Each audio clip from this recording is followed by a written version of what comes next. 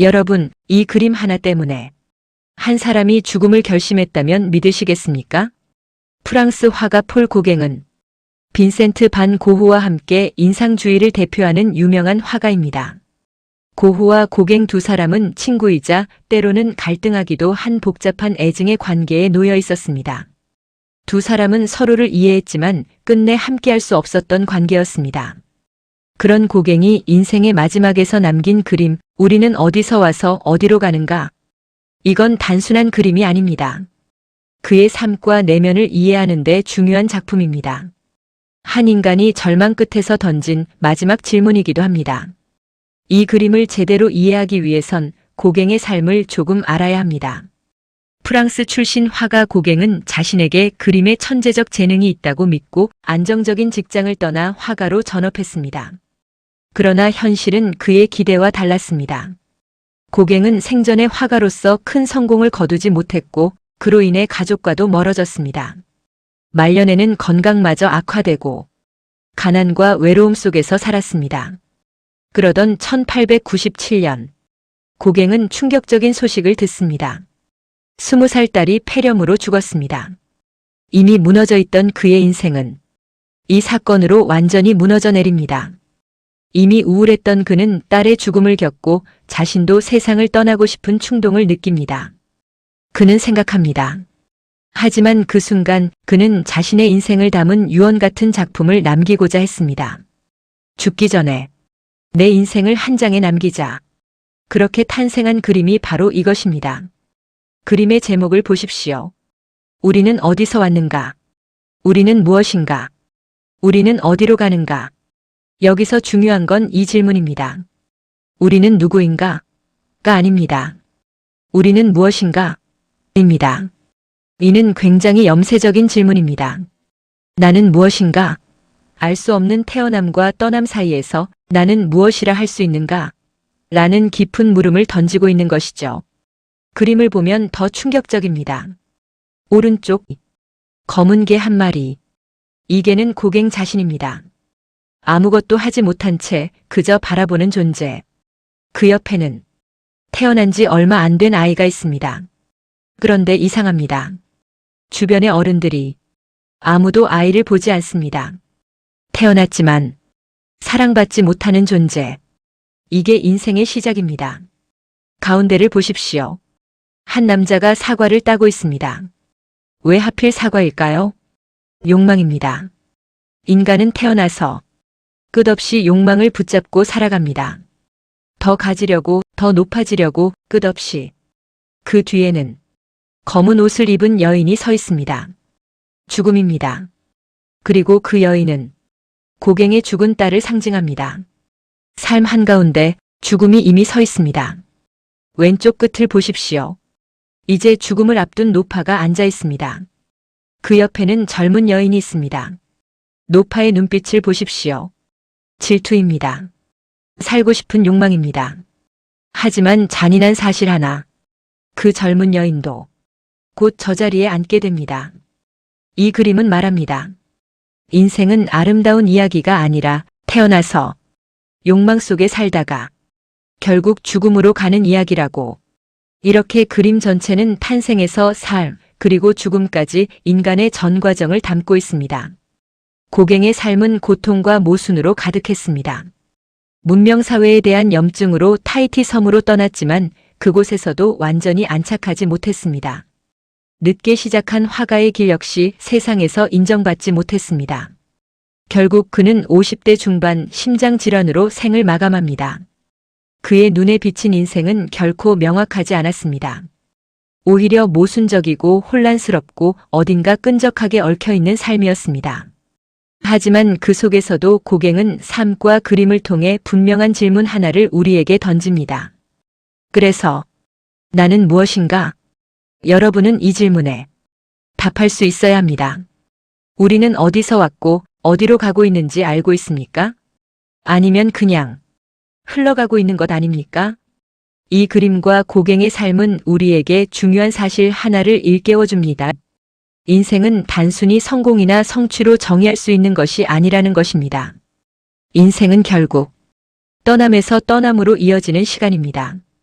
우리는 원해서 온 것도 아니고 원해서 떠나는 것도 아닙니다. 그 사이에서 우리는 끊임없이 묻습니다. 나는 무엇인가?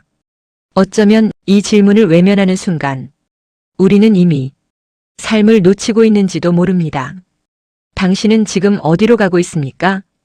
1975년 피렌체의 한 작은 예배당에서 아무도 상상하지 못했던 공간이 발견됩니다. 그곳은 수백 년 동안 존재조차 몰랐던 완전히 숨겨진 다락방이었습니다. 예배당 관리인이었던 파올로 포제토는 늘어나는 방문객을 위해 새로운 출구를 찾다가 우연히 옷장 아래 숨겨진 문 하나를 발견합니다. 그 문을 열자 석탄이 쌓여있는 좁고 어두운 돌계단이 나타났고 그 길을 따라 들어가자 아무도 몰랐던 작은 비밀의 방이 드러났습니다. 그런데 더 놀라운 것은 따로 있었습니다. 그 방의 벽 전체에 수십 점의 정교한 목탄 그림들이 가득했던 것입니다. 사람들은 질문하기 시작합니다. 이 방은 무엇인가? 이 그림들은 누가 왜 그렸는가? 왜 수백 년 동안 아무도 몰랐던 것인가? 오랜 연구 끝에 학자들은 하나의 결론에 도달합니다. 그 그림의 주인은 바로 르네상스를 대표하는 천재 예술가 미켈란젤로였습니다. 그렇다면 질문은 다시 이어집니다. 왜 미켈란젤로는 이런 곳에서 그림을 그렸을까? 그 이유는 놀랍게도 영광이 아니라 두려움이었습니다. 약 500년 전 피렌체에서는 공화정을 지지하는 반란이 일어났고 이를 진압하기 위해 클레멘스 7세가 군대를 보냅니다. 반란은 곧 진압되었고 관련자들은 하나씩 처형되기 시작합니다. 그리고 그 명단 안에 미켈란젤로도 포함되어 있었습니다. 그는 살아남기 위해 도망쳐야 했고 결국 아무도 모르는 이 비밀의 방에 숨어들게 됩니다. 길이 10m, 너비 3m, 높이 2.5m. 빛도 자유도 없는 공간.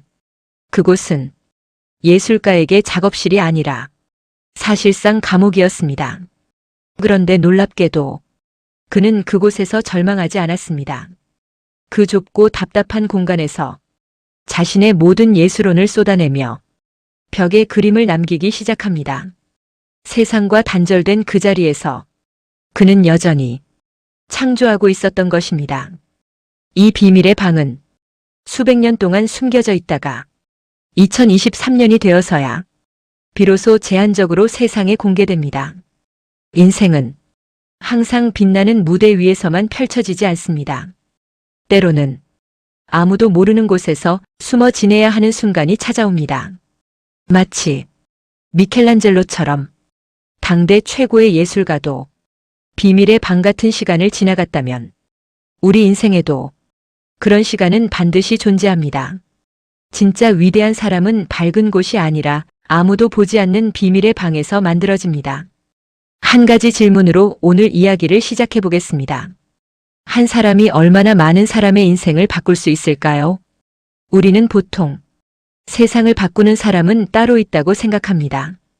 대단한 능력이 있는 사람, 엄청난 부를 가진 사람, 혹은 특별한 영향력을 가진 사람들. 그런데 오늘 제가 소개할 이 사람은 그 기준을 완전히 뒤집는 인물입니다. 한 사람의 삶이 얼마나 깊고 넓게 오래 사람들의 인생을 바꿀 수 있는지 보여주는 사람. 바로 서서평입니다. 서서평은 독일에서 태어나 미국 국적을 가진 간호사였습니다. 지금 기준으로 보면 충분히 안정적인 삶을 살 수 있는 사람이었습니다. 좋은 직업, 안정된 환경, 편안한 미래. 그런데 이 사람이 완전히 다른 선택을 합니다. 1912년 32살의 나이에 조선으로 옵니다. 지금처럼 정보가 많은 시대도 아니고 비행기도 없고 의료 환경도 매우 열악했던 시절입니다. 그럼에도 불구하고 그녀는 이 땅을 선택합니다. 이유는 단순했습니다.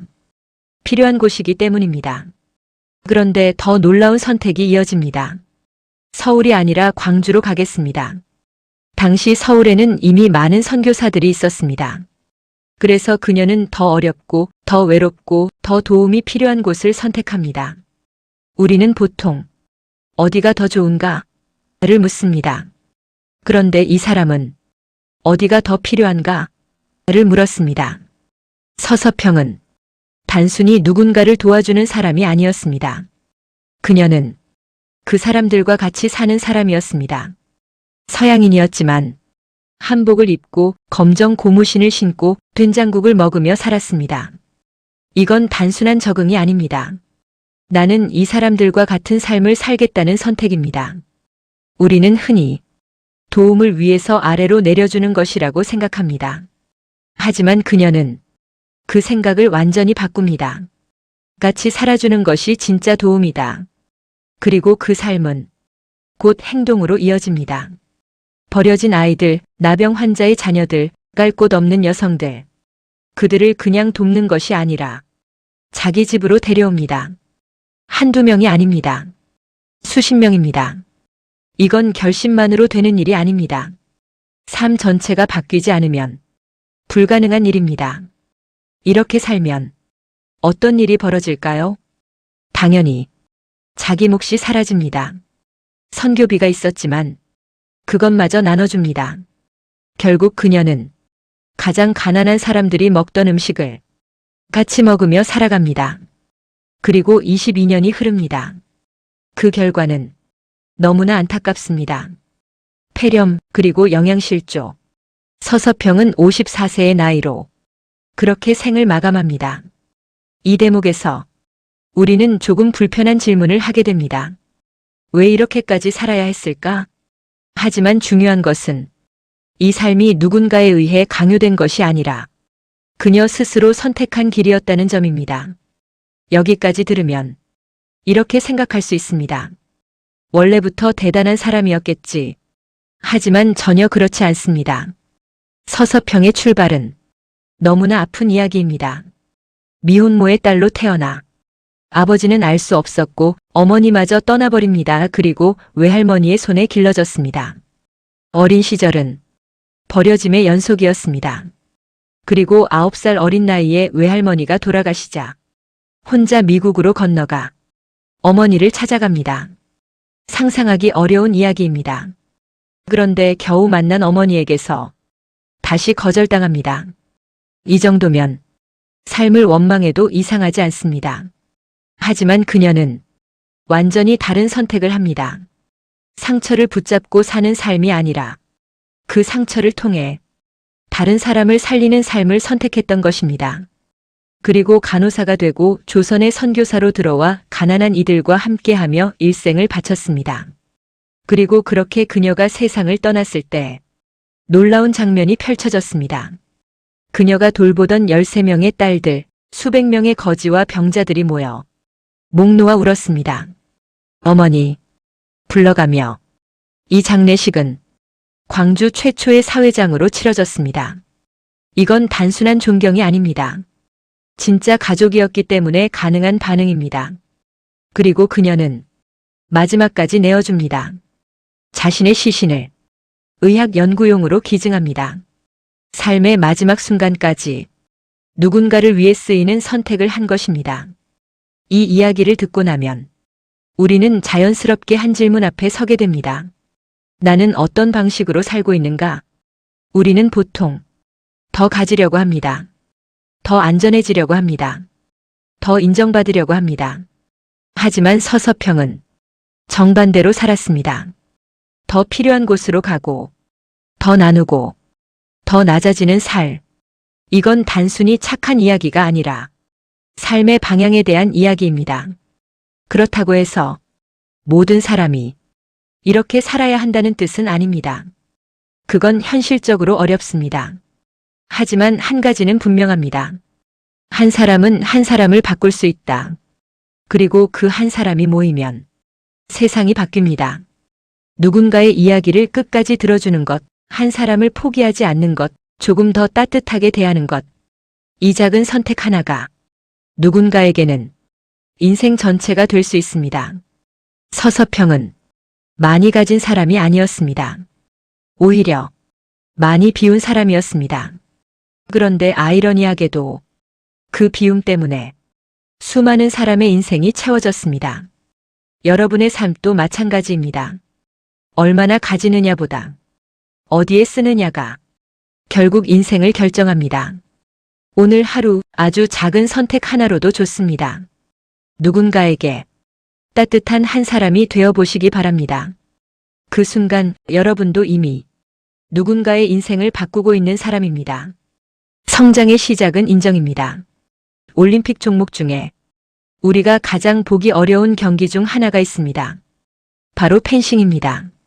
너무 빠릅니다. 이게 찔렸는지 안 찔렸는지 잘 보이지도 않습니다. 예전에는 더 놀라웠습니다. 지금처럼 전자장비도 없고 비디오 판독도 없었습니다. 그럼 누가 이겼는지 어떻게 알았을까요? 정답은 간단합니다.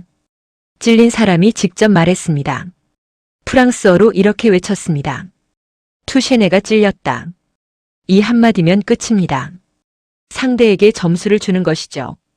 여기서 중요한 원리가 하나 나옵니다. 성장은 인정에서 시작된다는 것입니다.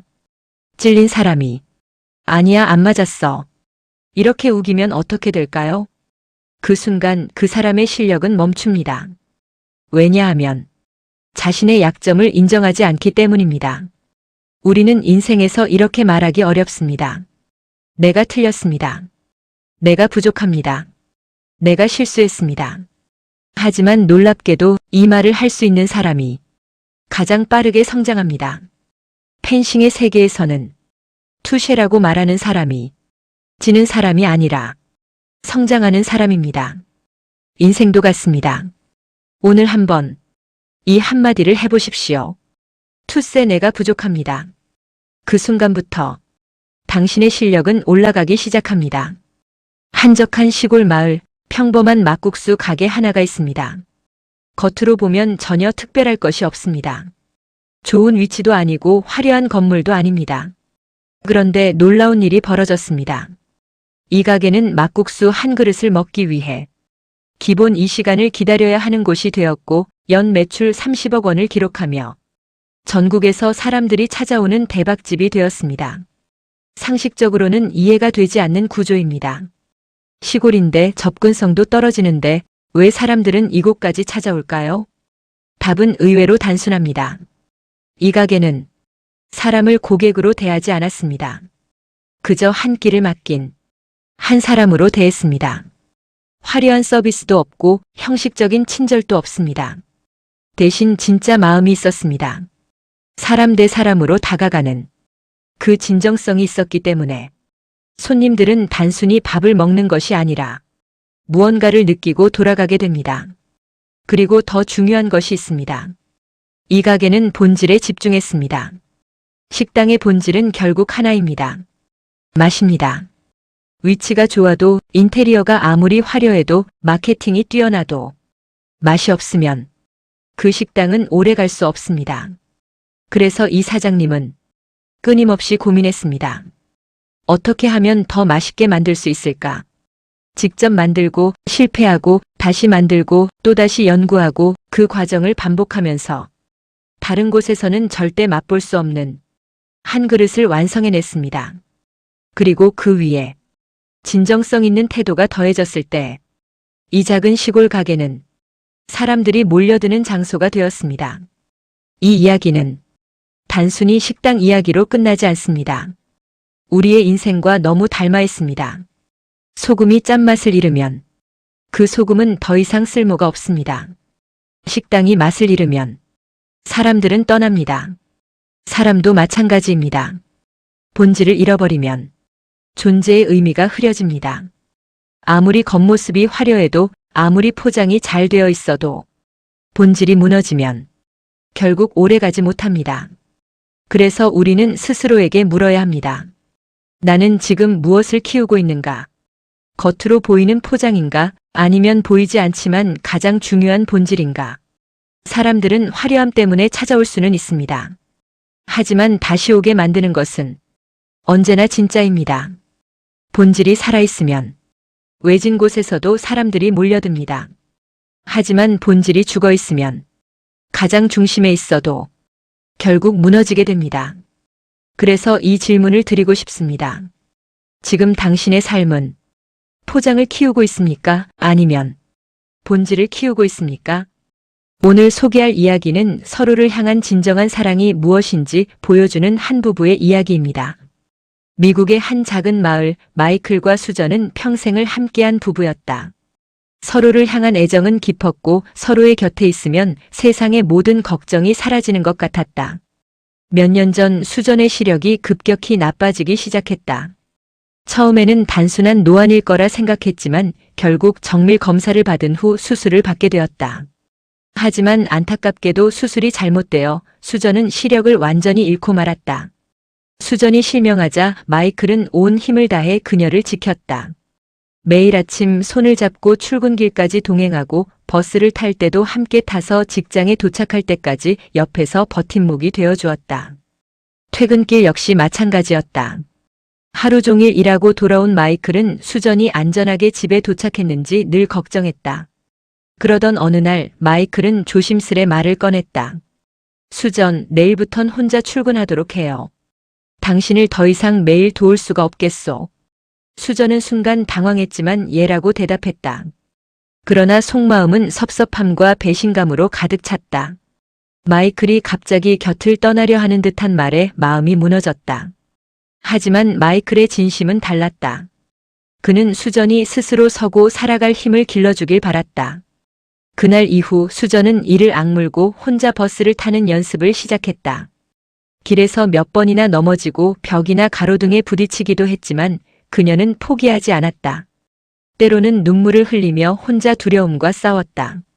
몇 달이 지나 수전은 버스를 타고 다니는 것이 점점 편안해졌다. 그러던 어느 날 버스 안에서 운전기사가 그녀에게 말했다. 수전 씨, 참 복도 많으시네요. 마이클 씨가 매일 같이 버스에 함께 있어주고 직장 들어갈 때까지 손도 흔들어주고 정말 좋은 남편을 두셨네요. 그 말을 들은 수전은 눈물을 참을 수 없었다. 그동안 느껴왔던 섭섭함과 두려움이 한꺼번에 밀려왔다. 그러나 곧 깨달았다. 마이클은 언제나 뒤에서 지켜보고 있었고 그녀가 혼자서도 안전하게 다닐 수 있도록 배려하고 있었던 것이었다. 그날 이후 수전은 더 이상 두려워하지 않았다. 마이클의 사랑은 단순한 보호가 아니라 스스로 설 수 있는 힘을 길러주는 깊은 배려였음을 알게 되었다. 그리고 마이클은 여전히 말없이 그녀를 지켜보았다. 진정한 사랑은 눈에 보이는 것만이 아니라 보이지 않는 곳에서도 함께 하는 것임을 두 사람은 마음 깊이 느낄 수 있었다.